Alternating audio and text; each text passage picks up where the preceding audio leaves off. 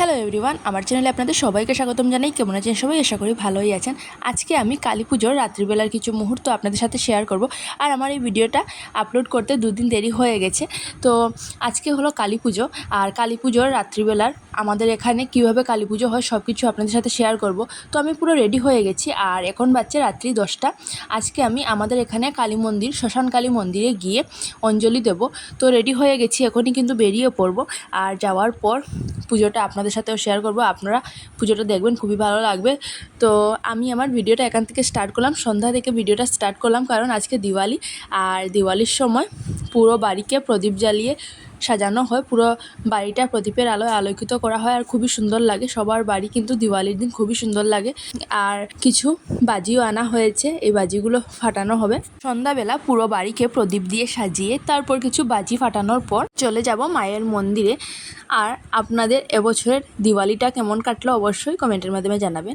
আর এই দেখুন, আমরা কিন্তু চলে এসেছি কালী মন্দিরে, মা শ্মশান কালীর মন্দিরে এসে দেখি যে পুজোটা প্রায় শুরু হয়ে গেছে, আর পুজোর জন্য ফলমূলও কাটা হচ্ছে। আর প্রায় প্রত্যেকে এসেই কিন্তু মায়ের সামনে প্রদীপ জ্বালাচ্ছেন। তারপর পাশেই কিন্তু মহাদেবের মন্দিরও আছে, মন্দিরে গিয়েও সবাই প্রদীপ জ্বালাচ্ছেন। আমরাও মন্দিরে এসে মায়ের সামনে প্রদীপ জ্বালিয়ে তারপর কিছুক্ষণ বসলাম। বসার পর দেখলাম যে পুজোর অনেক দেরি আছে, তাই ভাবলাম যে আমাদের এখানে বাকি প্যান্ডেলগুলো থেকে ঘুরে আসবো। তারপর কিছুক্ষণ দাঁড়িয়ে এখানে মায়ের পুজোটা দেখে তারপর বেরিয়ে পড়বো বাকি পুজোগুলো দেখার জন্য। আর এই দেখুন, এখানে কিন্তু শুরু হয়ে গেছে ঢাক বাজানো, আর ঢাক বাজানোটা কিন্তু খুবই ভালো লাগছিলো, তাই কিছুক্ষণ দাঁড়িয়ে ঢাক বাজানোটা ভিডিও করছিলাম, আর আপনাদের সাথেও শেয়ার করছিলাম, আমিও দেখছিলাম। আর আপনাদের কাদের কাদের ঢাকের আওয়াজটা ভালো লাগে বলবেন।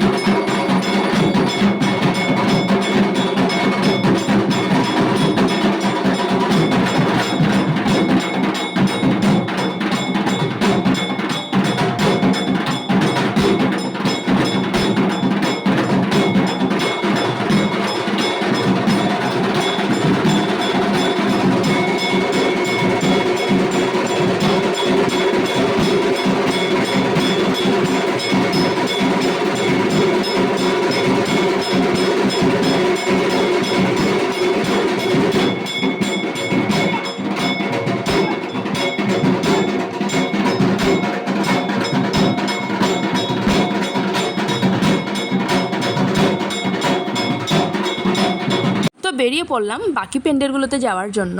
আর এখন যাচ্ছি দুর্লভচূড়ার ত্রিনয়নীর সঙ্গে। আর এই প্যান্ডেলটা কিন্তু খুবই সুন্দর করে বানানো হয়েছে, আর পুরোটা রাস্তা কিন্তু এইভাবে লাইটিং করা হয়েছে, খুবই ভালো লাগছিল। প্রায় হাফ কিলোমিটার রাস্তা কিন্তু এইভাবে লাইটিং করা হয়েছিল, খুবই ভালো লাগছিল দেখতে।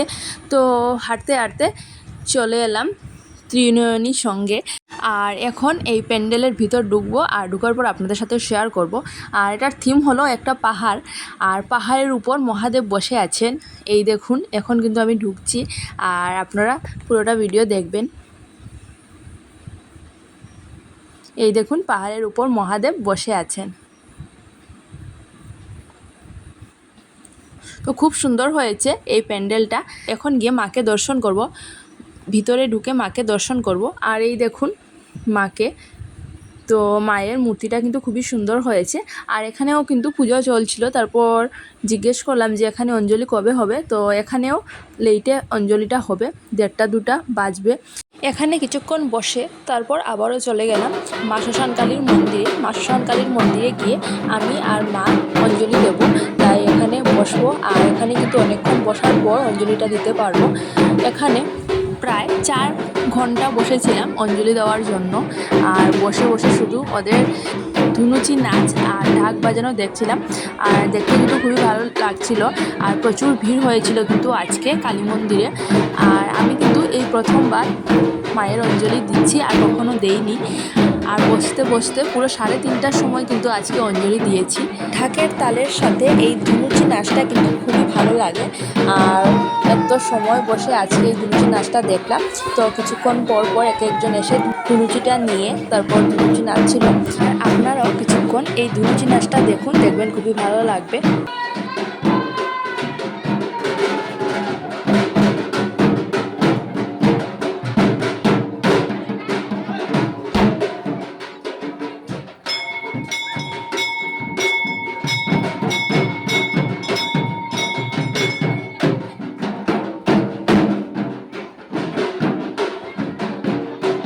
তো কেমন লাগলো ধুনুচি নাচটা অবশ্যই কমেন্টের মাধ্যমে জানাবেন। আমাদের কিন্তু অঞ্জলি দেওয়াটাও শেষ হয়ে গেছে, আর এখন চলে যাব। তো আজকের মতো আমার ভিডিওটা এখানেই থাক, আগামীকাল নিয়ে আসবো নতুন একটি ভিডিও। আর আজকের আমার এই ভিডিওটা যদি আপনাদের ভালো লাগে তাহলে আমার পাশে থাকবেন আর আমার চ্যানেলটি সাবস্ক্রাইব করবেন। আর সবাই একবার জয় মা কালী বলে যাবেন। জয় মা শ্মশান কালী।